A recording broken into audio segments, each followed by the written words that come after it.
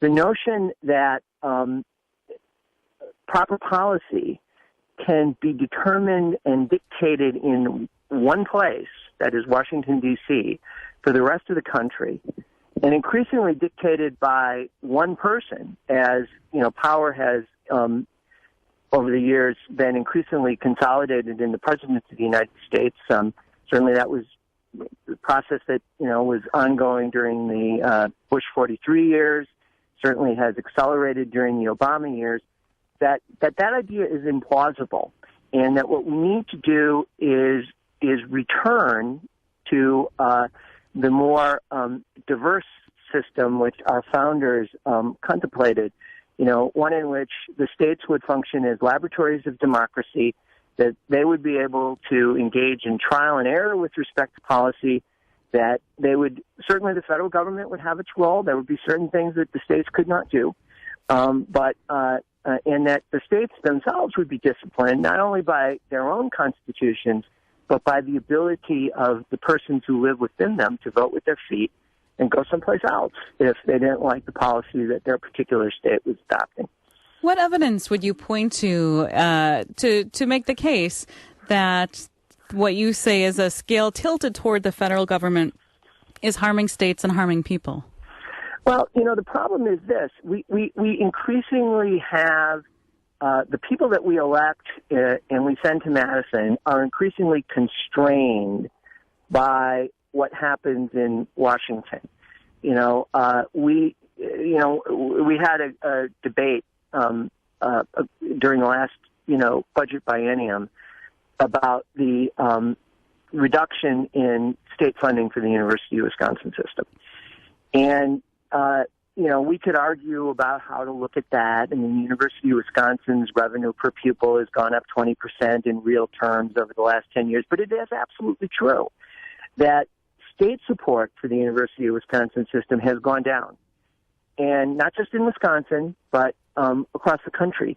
And it's not because we spend less money in the state of Wisconsin. The government doesn't spend less money; it spends more. It's not because we cut taxes or anything like that. It's because increasingly our budget and our policy decisions are made in Washington. And so I think that this having additional flexibility, having additional choice and diversity with respect to the making of policy is probably a good idea. We're talking with Rick Esenberg right now. He's the founder, president, and general counsel for the Wisconsin Institute for Law and Liberty.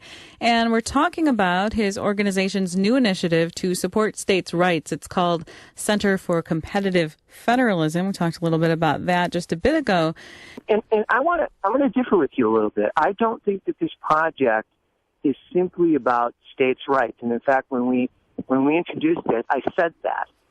Because there are areas in which the federal government does need to be supreme. There are areas like military spending, foreign policy, immigration, in which we need the national government to make policy for us. It's very important that the constitutional rights, guarantees of free speech, free association, equal protection of the laws, that these are extended to citizens of the individual states.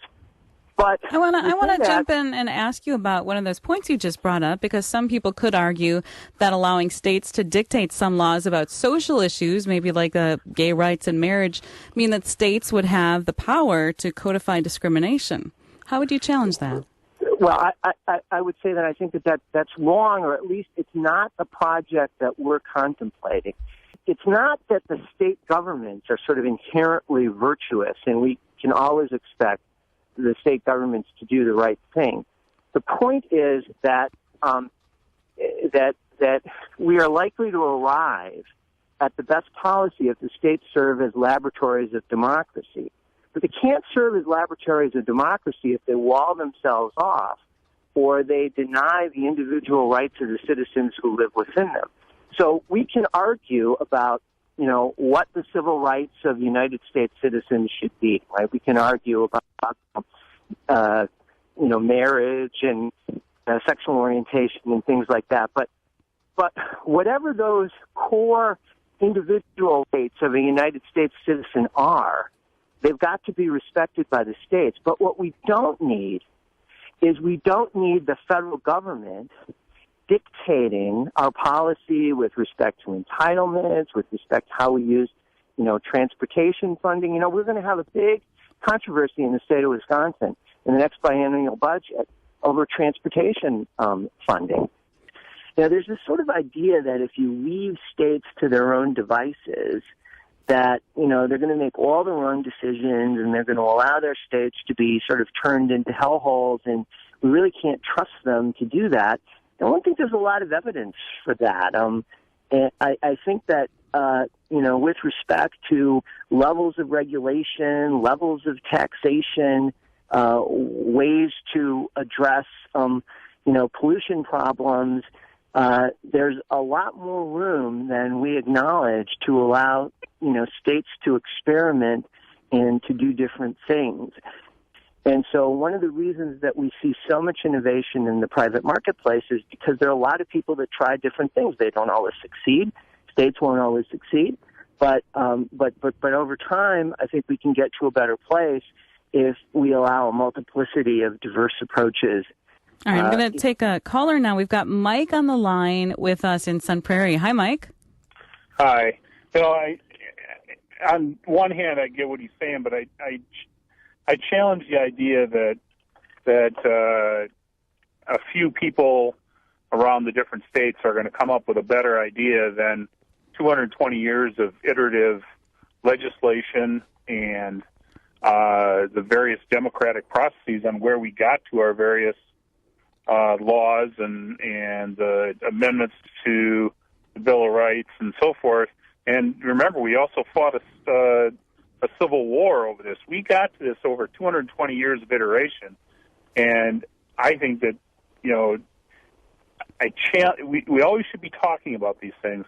But I think his cases that he brought up, especially around transportation funding and so forth, if we're going to have the federal government say we are going to fund some road projects and we're going to take money from Wisconsin and give it to Mississippi, or from Mississippi and give it to Wisconsin. I would challenge the assumption that what we need to do is send all our money for transportation, for example, to Washington. Let them have a cut and then send it back to the state of Wisconsin. Bill Buckley said that what we've done is we've made the sky black with dollars crisscrossing across the country. And all we're really doing is sending it to Washington, allowing Washington to take a cut, and then allowing Washington to send it back with strings attached. I don't think we need to do that to the extent that we are now.